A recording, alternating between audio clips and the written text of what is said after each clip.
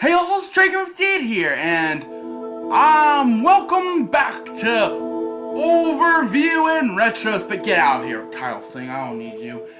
Anyways, we're going to be talking about something very special today.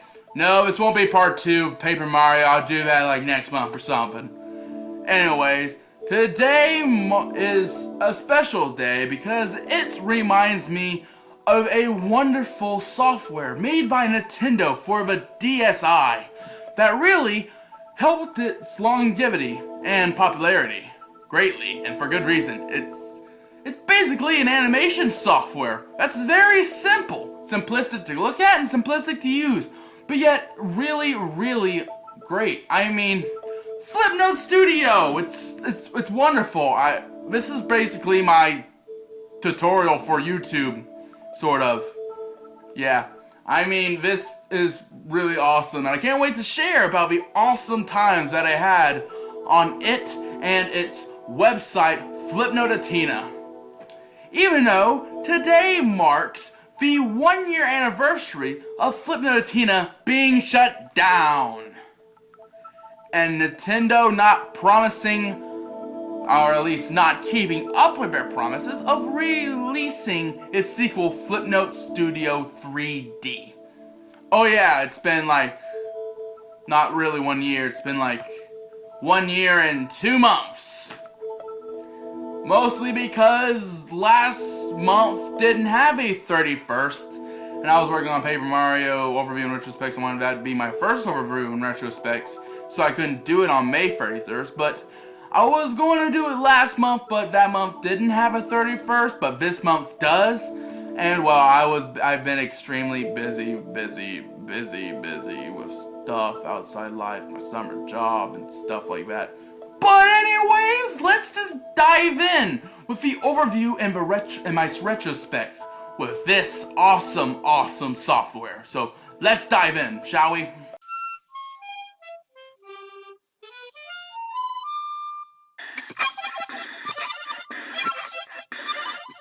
Flipnote Studios released in Japan in December of 2008, but released elsewhere in August in 2009. It was made for the DSiWare stuff, for the new Nintendo DSi.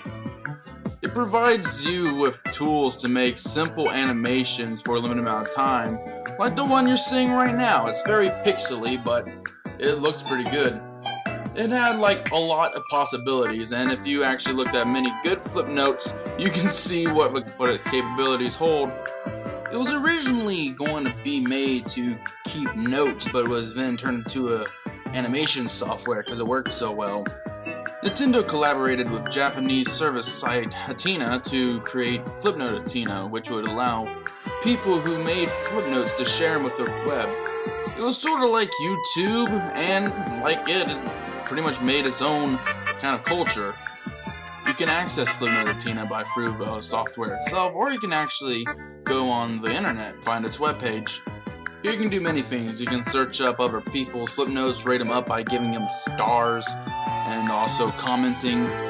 And there's also like a channel system which you post your flip notes to, so basically you want to post to them as many channels as you can that are at least related, so it can get some recognition. You can also favorite some artists and become their fan, sort of like the subscribe system. And if you basically was a friend with somebody else, you subscribe to them, they subscribe to you back, that kind of thing. I kind of hate how YouTube removed its friend system. Anyways, you get fans, you get popular, and you can like, yeah, that was the high life, but of course I didn't get there. There were sometimes contests and stuff. You can also see flip notes made by famous people. You can also spin off of flip notes by downloading them and editing. Sometimes people would use this and steal flip notes, but usually these are easily can be tracked and then reported.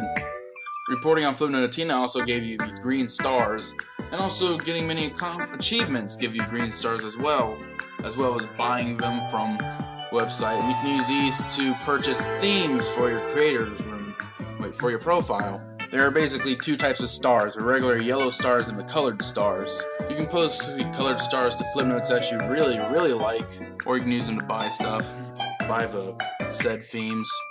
I got into Flipnote Studio a little late when I finally asked permission to go on the DSI shop, I was about to call it an eShop or whatever, and downloaded the program and had heck of fun doing stuff. I got it like 2009, I believe. And then I didn't discover the Tina until like 2010, like after Thanksgiving. One of my cousins had the software itself, and then we were planning on sharing Flipnotes via a wireless trade. And so I always thought Flipnote Tina was to like a fancier name on how to share Flipnotes, but then it's like said the internet. I was like, well, I won't have to check that out later. So anyways. Oh, and also I knew it had something to do with the internet, but I was kind of plagued with the thought that it might be like WarioWare do-it-yourself like online thing, which by the way really sucked, so you can't blame me. So yeah, I got into the game like a little bit late, and I tried until the service ended on May 31st last year. It was a great little program to help introduce people to how to make animations, and if you check out my earlier videos for YouTube and my animations and stuff, yeah, it really got me into it. And I also know plenty of other people who got into big time animations because of this software too. Despite the service being shut down, there's still the famous people on Flipnote Tina are still spoken about in whispers and legends among Flipnote vets, like Afro Toad, Boss, Shiny Eevee, Fleece Vion.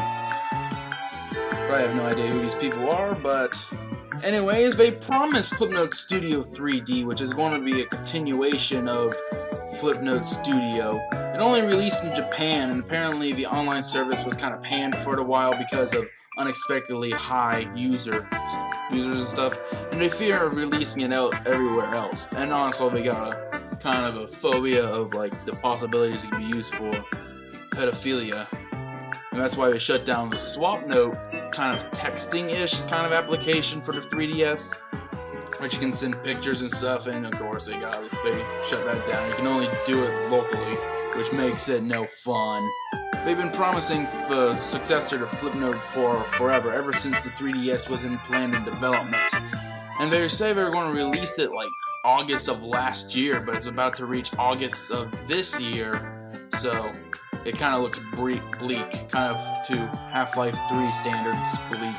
Anyway, that's all the time I have for this episode. I want to do the second part, which will be more retrospective and just me browsing through my Flipnotes and telling you about like what it's like in the Flipnote Tina and stuff like that.